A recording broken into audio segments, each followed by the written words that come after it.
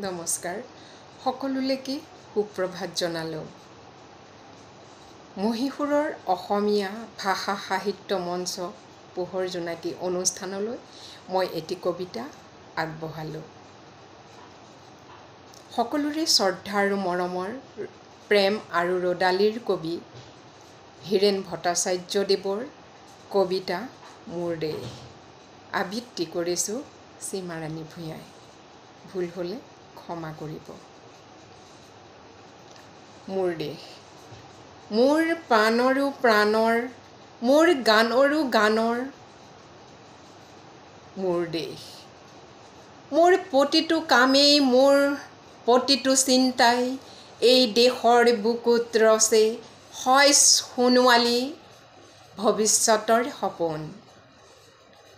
মোৰ জীৱনৰ আহে আহে, মোৰ যৌৱনৰ কোহে কোহে সেই সপোনৰ কলৰোল। দেশে দেশে দেশ আছে, এনে বহু দেশৰ অৰঙে দৰঙে মই ফুৰিছোঁ। বহু বন্ধুৰ সতে হাতে হাতে হাত ধৰি ফুৰিছোঁ।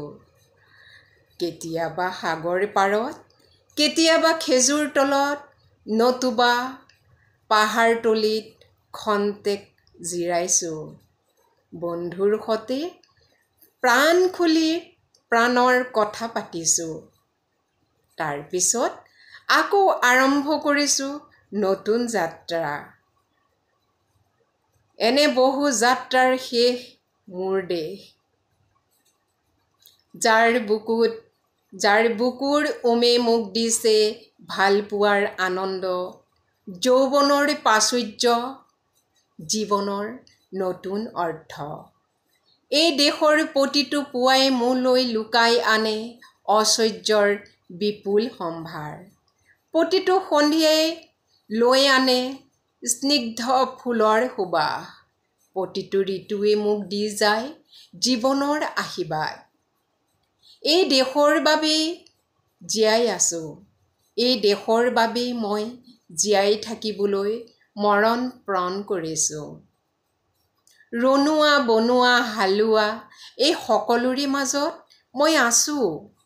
মোৰ দেশৰ বাবে অনৈক্যৰ মাজত ঐক্য হৈ, বিৰোধৰ মাজত সংহতিৰ সম্ভাৱনা হৈ মই আছোঁ।